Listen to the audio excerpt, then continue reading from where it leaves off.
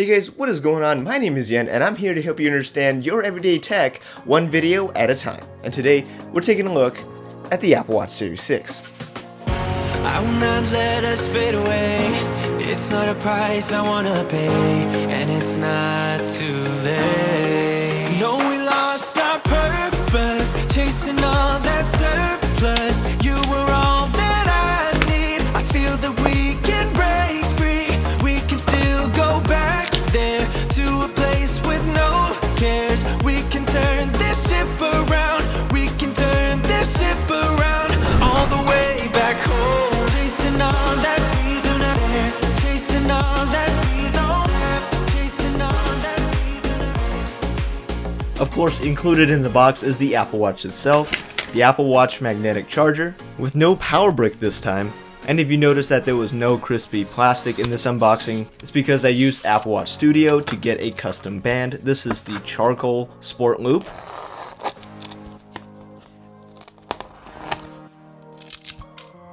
So first things first, let's talk about the display on this device. It comes in two sizes, a 40 and 44mm. It's the same overall design as the past couple Apple Watches, except with some new colors like this blue aluminum and the product red. Of course, just like last year's Apple Watch, the Series 6 continues that always-on display that was first introduced in the Series 5. This is when, if you're not looking directly at the watch, it no longer just powers down the display. It will still show information like the time or the widgets that you have set up without you needing to directly raise your wrist to your face to see it. And it automatically knows when you have taken off your watch to set it down or put it on the charger to power off the display completely. So like if you're trying to sleep, it doesn't light up and keep you awake, which is really nice. The new processor improvements have allowed the always-on display to be brighter than before. Apple claims it will be at least 2.5 times brighter than the Series 5 always-on display when you're not looking straight at it. Keep in mind that Apple has removed 3D Touch from the Apple Watch Series 6, so now the old gestures to like custom watch faces or clear your notification center are just kind of all over the place. Some things are buttons, some things are long holds. And even if you updated your older Apple Watch to watchOS 7, you can no longer access Force Touch, regardless of whether or not your watch actually has it built in. So yeah, that kinda sucks. Speed is not an issue when it comes to the Series 6. Apple claims that the new S6 processor is 20% faster than the Series 5 processor, which by the way is actually the same as the Series 4 processor, but anyway. In my testing, apps are noticeably more responsive than my Apple Watch Series 4. Everything from doing complications, using Siri, tracking workouts, everything just feels that much faster. I would not say it's a drastic difference because the Series 4 was not slow by any means, but it's definitely noticeable.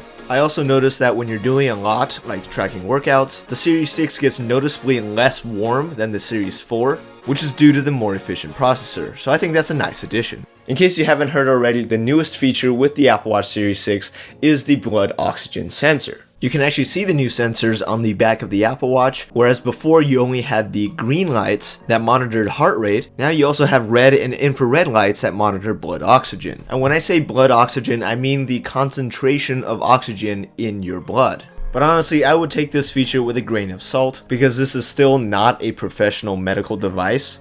So if you need to diagnose an issue, please go to a doctor. Do not rely on the Apple Watch. And if it ever says you got an unsuccessful measurement, that just means you need to tighten your watch band and keep your wrist level while you're performing the test, because that can affect the accuracy of the test. Apple has also improved the heart rate sensor in the Apple Watch Series 6 as well. This is the second generation optical heart rate sensor, so even your standard heart rate measurements throughout the day will be much more accurate. And of course, it still has the ECG first introduced in the Series 4, and I'm sure you've seen news stories out there of Apple Watches saving people's lives or detecting irregular heart rhythms. So if you're somebody who needs this type of monitoring on your wrist, then I would highly recommend this Apple Watch. The Apple Watch now natively supports sleep tracking, so you don't have to download another app to do this. Personally, this is not something I would ever use because I don't like to share my bed with technology. There's also a new feature called the hand washing timer. So if you turn this on inside your settings or in the watch app, it will now automatically detect when you're washing your hands and remind you to wash them for at least 20 seconds. It will show up with a timer, and if you stop washing your hands, it will remind you to keep going.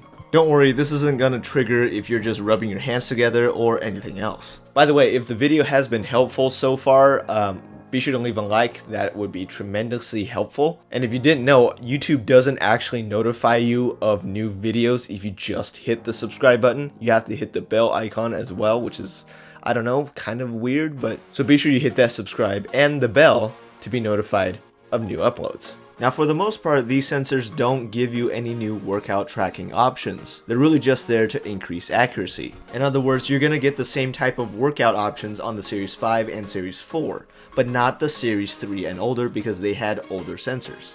So if you need workout tracking for ellipticals, swimming, hiking, yoga, dancing, high intensity interval training, all of that good stuff, the Apple Watch still does an excellent job of keeping track of that for you, as well as reminding you to be more active throughout the day. And of course, just like previous Apple Watches, you get the activity rings that fill up as you do more activity throughout the day, and you can challenge your friends to see their progress and see how you are horribly losing. Fun fact, if you're like me and you like listening to music straight off your Apple Watch without using your phone or even having it nearby, you can now do that with Spotify, so you're not limited to just using Apple Music. My all-time favorite thing to do on an Apple Watch is to get notifications. I just find it super convenient to raise your wrist and see who in the world is texting you and decide if they are worthy of a response. Now you can even send Memoji stickers right from your wrist as well, which is great, I guess, but something I probably would never use. So regardless of how great all of these features are, what about the battery life? Because without that, you ain't got nothing. Now, in my experience, I have done workout tracking, I have just used the Apple Watch as an Apple Watch, just getting notifications and looking at the time. The battery life is about the same as my Series 4. Sometimes it can be a little bit worse if I'm using one of the new features like the blood oxygen monitor, or if I have been messing with the always on display quite a bit. Standby time is not any better, so if you take off your watch and leave it on a nightstand, you can expect to lose about 20% overnight.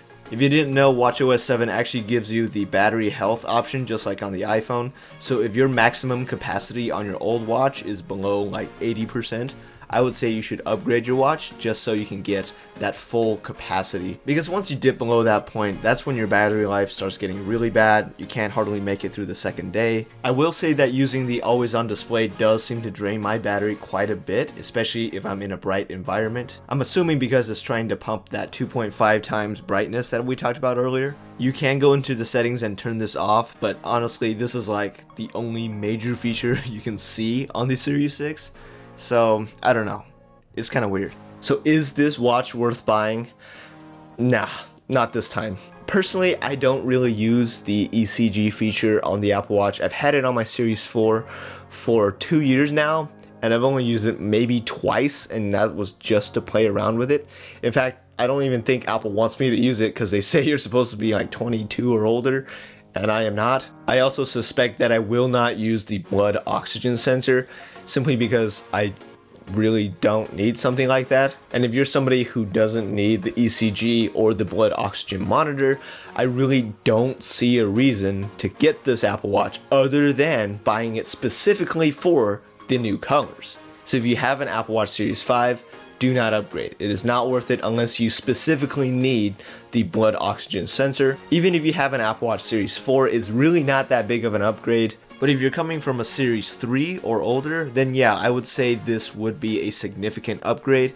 But you can also get 90% of these features on the Apple Watch SE. So unless you really need the always on display and the blood oxygen monitor and the ECG, I would not buy this Apple Watch. Instead, go for the Apple Watch SE. I am going to be making a full review on that Apple Watch as well, so be sure to stick around. Remember, subscribe and the bell icon. And if you're new to the channel, welcome. It is great to have you here. I'll be back soon with another video, but until then, I will see you in the next one.